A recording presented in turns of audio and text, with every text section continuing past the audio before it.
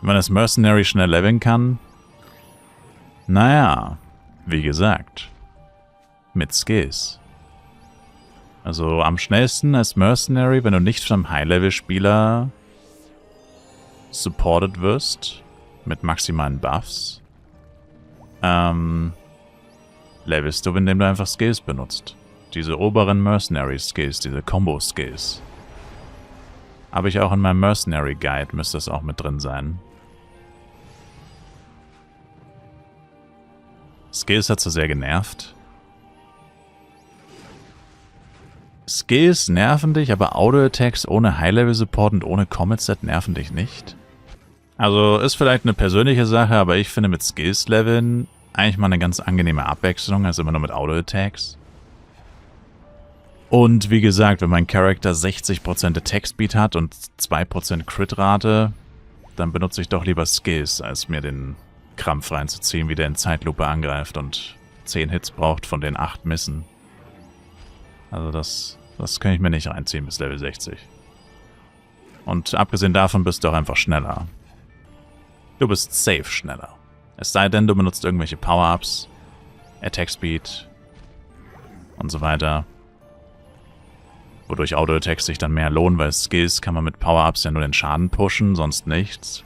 Attack-Speed kannst du ja Schaden, Hitrate, Angriffsgeschwindigkeit, kannst ja alles pushen. Aber das hast du ja wahrscheinlich dann auch nicht gemacht, also, I don't know. Auf Fly Universe oder Fly PC? Fly Universe. Bei Fly PC passiert wenig. Da gibt es nur ein kleines Update pro Jahr ungefähr. Sonst nicht viel.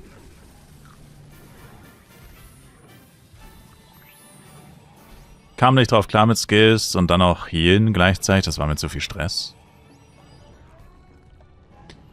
Ja, gut, aber Healen musste ja nicht zwingen, theoretisch. Also wenn du mit Skills levelst, kannst du den AM ja auch ein kleines bisschen vernachlässigen.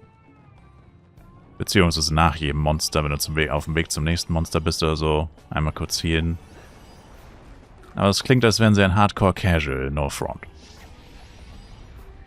Klingt sehr casual, Sir. Das mit dem Skill-Leveling habe ich auch damals gemerkt, als ich Fly Universe beim Start gespielt habe. Hatte Bow-Only-Pfeile gespielt, war so langweilig. Naja, gut, Ranger, beziehungsweise Akrobat mit Bogen ist tatsächlich schon sehr stark mit Skills.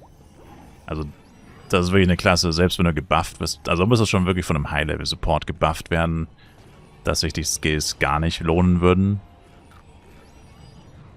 Was auf einem neuen Server niemals der Fall sein wird, dass dich jemand High-Level supportet. Deswegen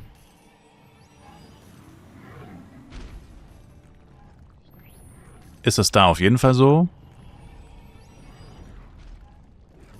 Aber generell, wie gesagt, es ist eigentlich bei allen Klassen so. Also ich weiß nicht, warum sich so viele Leute so vehement dagegen wehren. Weil du hast ja auch den Action-Slot. Also das ist das Beispiel, was Professor gerade angesprochen hatte. Du visierst ein Monster an, läufst schon hin, drückst C, dann gehst du auf deinen Assist, drückst einmal Heal und dann soll das Monster in der Regel mit höchstens 3 Skills sterben. Gehst zum nächsten Monster, machst das gleiche wieder. Und klar, der Action-Slot überhitzt irgendwann, ich weiß, weil zum Angreifen reicht es eigentlich immer. Und dann, ja, hast du in der Zeit auch schon gehealt und dann drückst du halt noch zweimal die Taste F1 oder so. Und dann ist das Monster meistens tot. Wie gesagt, 3 Skills oder so. Und, ja.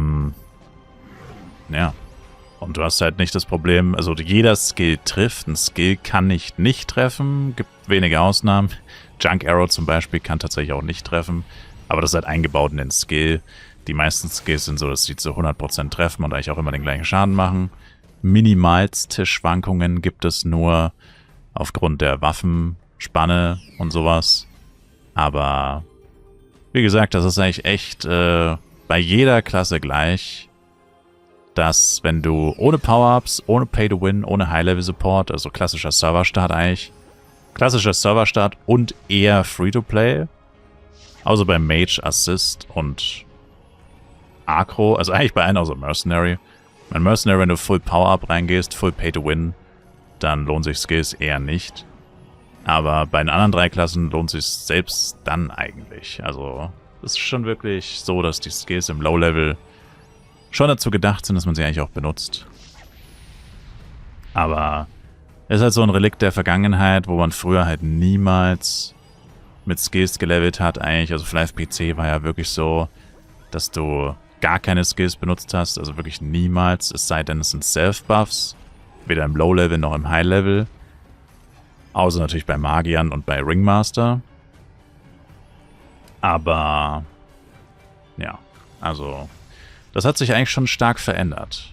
Nur das Mindset der Leute, beziehungsweise natürlich auch die Erinnerungen daran. Früher hast du auch immer mit Auto-Attacks gespielt, so, deswegen machst du es jetzt auch und so. Das hat sich halt natürlich nicht geändert.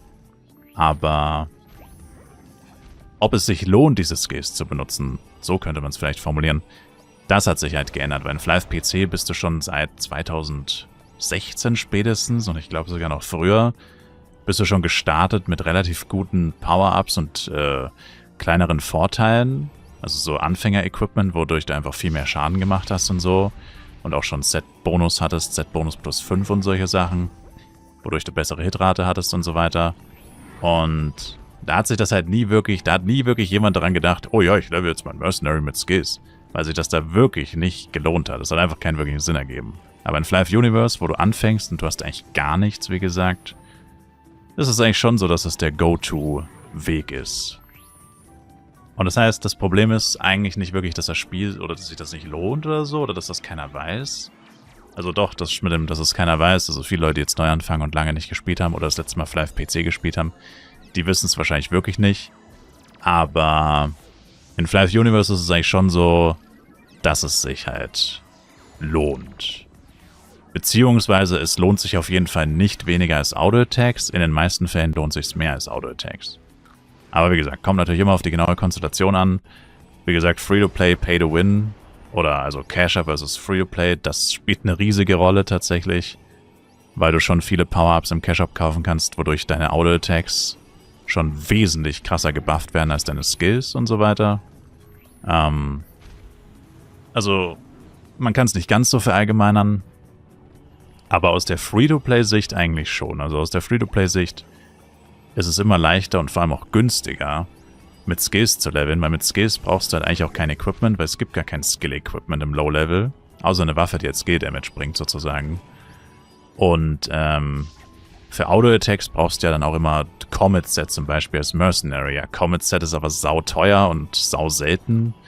Als Assist das gleiche, da bräuchtest du theoretisch Talin-Set. Als Agro, gut, als Agro brauchst du erst Cruiser frühestens. Eigentlich Clockworks, aber Clockworks bei einem Serverstart gibt es noch nicht.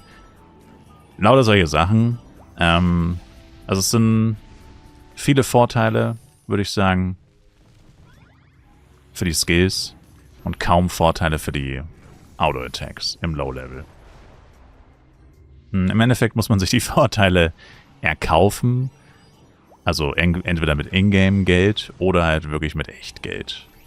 Damit sich die Auto-Attacks wirklich so sehr lohnen oder so viel mehr lohnen als die Skills. Und deswegen wirst du auch beim Serverstart wahrscheinlich das so sehen. Du wirst Leute sehen, die leveln mit Auto-Attacks. Die gehen dann auch relativ stark ab.